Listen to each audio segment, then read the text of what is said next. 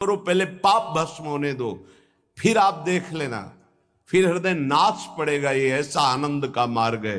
ये ऐसा थोड़ी कि तुम्हें कोई भुलावे में डालने के लिए क्या तुम दे दोगे। खुद भिखारी हो विषयों के, तुम दाता हो क्या? क्या दे दोगे? क्या है तुम्हारे पास? अरे सच्चिदानंद बप्पू भगवान श्री लालजू महाराज का जिन्होंने आश्रय लिया, उनको किसी विषयों की चाहत रखने वालों के आगे हाथ फैलाने की जरूरत है? प्रणत कामदम पद्मजार्चितम।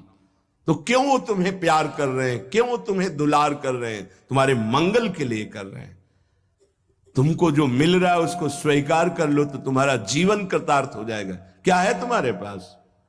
अरे जिनके पास अपार धन है वो भी चिंता और शोक से जल रहे हैं, क्योंकि मृत्यु उनका इंतजार कर रही है।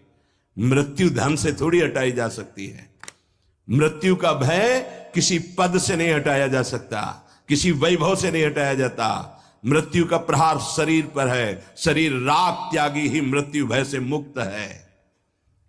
राग का त्याग करना कोई खिलवाड़ नहीं है। भगवत अनुराग से शरीर के राग का त्याग होता है। यहां मलिनता बढ़ाते चले जा रहे हैं। वही भोग दृष्टि इतनी बढ़ जाती कि अपनी बेटी बहन के प्रति भी दृष्टि बढ़ जाएगी।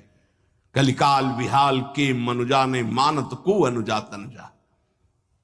चाहे वो गुरु बहन हो, चाहे वो सगी बहन हो, चाहे वो बहन के समान पूज्य हो, जब दृष्टि मलिन तो वो मलिन ही देखती चली जाएगी। जब तक प्रेम जल से हृदय नहीं धोया जाता तब तक मलिनता का अंश बड़ी बड़ी साधना करने पर भी बना रहता है। अब अनंत जन्मों से माया में आसक्त चित्त होकर के नाना प्रकार के शुभ अशुभ कर्म करने वाले जब भगवत कृपा से पुनः सत्संग प्राप्त करते हैं और साधन मार्ग में लगते हैं तो माया अपना प्रबल रूप धारण करती है।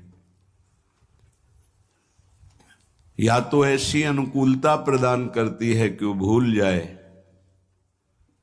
और या ऐसी प्रतिकूलता झोंक देती है कि उसको लगता है कुछ नाम जपने से नहीं, कुछ साधन करने से नहीं, दुख तो वैसे ही घेरे हुए है।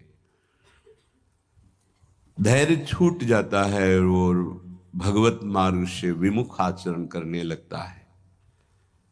इसलिए उपासक को बहुत सरल ढंग से समझना चाहिए कि पुरानी फसल यदि बाजरा बोई है और बाजरा की रोटी मिल रही तो अगली फसल गेहूं बो दिया तो कल ही नहीं रोटी बना लोगे।